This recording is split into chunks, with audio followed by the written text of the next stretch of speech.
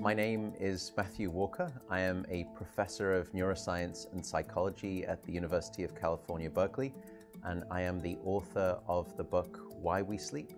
We certainly know that a lack of sleep will actually prevent your brain from being able to initially make new memories. So it's almost as though without sleep, the memory inbox of the brain shuts down and you can't commit new experiences to memory. So those new incoming informational emails are just bounced and you end up feeling as though you're amnesic.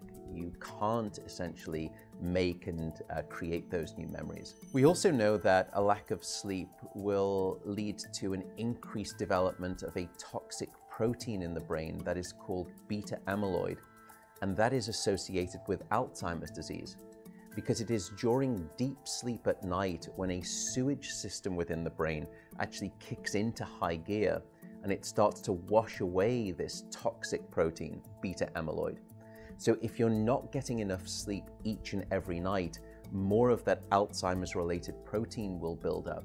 The more protein that builds up, the greater your risk of going on to develop dementia in later life. What are the effects of sleep deprivation on the body? Well, there are many different effects.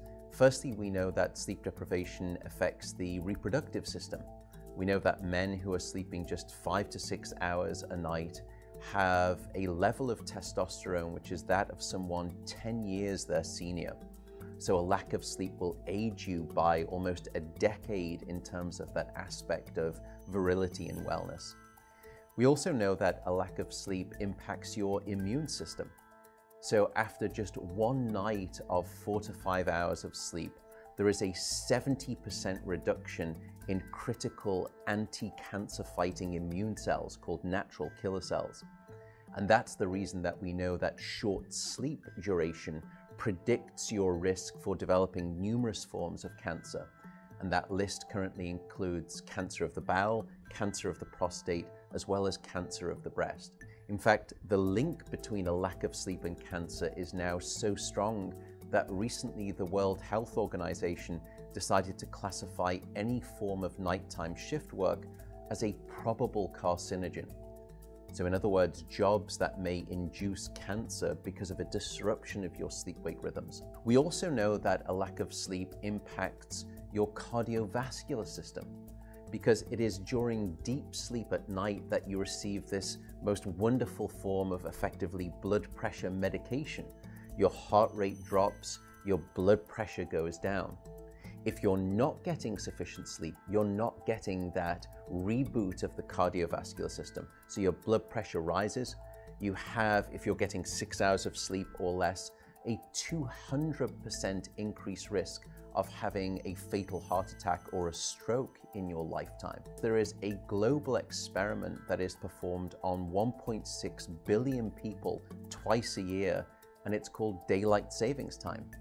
And we know that in the spring, when we lose 1 hour of sleep, we see a subsequent 24% increase in heart attacks the following day. Another question perhaps is, what is the recycle rate of a human being? How long can we actually last without sleep before we start to see declines in your brain function or even impairments within your body?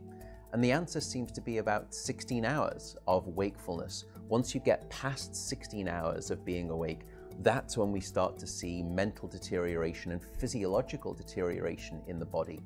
We know that after you've been awake for 19 or 20 hours, your mental capacity is so impaired that you would be as deficient as someone who is legally drunk behind the wheel of a car.